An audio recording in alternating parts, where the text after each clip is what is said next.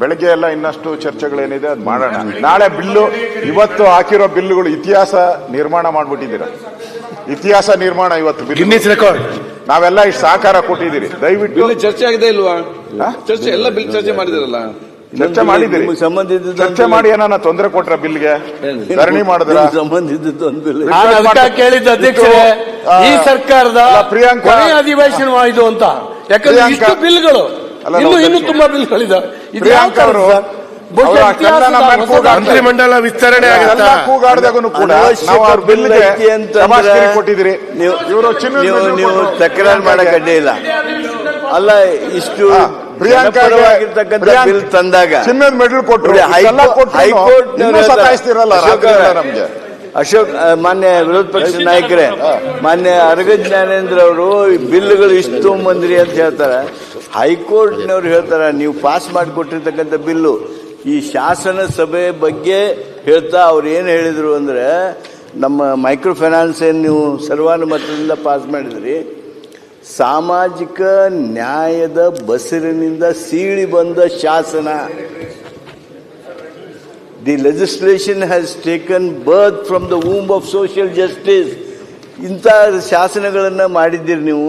ಶಾಸನಗಳು ಭಾಳ ಆದ್ರೆ ಏನಾಯಿತು, ಎಲ್ಲವೂ ಜನಪರ ಇದಾವು. ಆದ್ರಿಂದ ಜನಪರವಾಗಿರ್ತಕ್ಕಂಥ ಈ ನಿರ್ಣಯಗಳನ್ನ ಮಾಡೋದಕ್ಕೆ ತಾವು ಅನುಕೂಲ ಮಾಡಿಕೊಡ್ಬೇಕು. ಅಧ್ಯಕ್ಷರೇ, ಜನಪರವಾದಂತಹ ಶಾಸನ ಬರಲಿಕ್ಕೆ ಕಾರಣ ಏನಾಯ್ತು ಅನ್ನೋದು ಒಂದ್ ಸ್ವಲ್ಪ ವಿವರಿಸ್ಬಿಡ್ರಲ್ಲ. ಆಯ್ತು. ಅಲ್ಲ, ಜನಪರ ಅಂತ ಹೇಳ್ತೀರಾ. ಈ ಪ್ರಕರಣ, ಹುಬ್ಳಿ ಪ್ರಕರಣ, ನಿಮ್ ಲಾ ಡಿಪಾರ್ಟ್ಮೆಂಟ್ ಹೇಳಿದೆ ತಗೊಂಬೇಡಿ ವಾಪಸ್ ಅಂತ. ಲಾ ಡಿಪಾರ್ಟ್ಮೆಂಟ್ ಹೇಳಿದೆ ವಾಪಸ್ ತಗೊಂಬೇಡಿ ಅಂತ.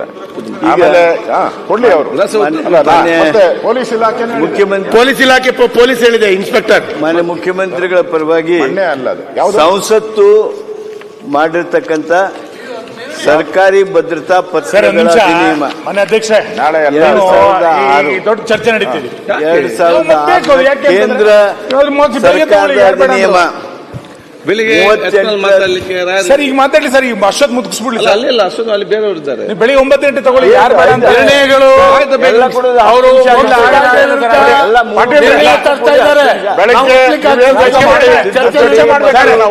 ಸಂಸದೀಯ ಸಚಿವರೇ ಕೇಳಿ, ನಾವು ಇಡೀ ಬಿಲ್ ಅನ್ನು ಪಾಸ್ ಮಾಡಿಕೊಟ್ಟಿದ್ದೀವಿ.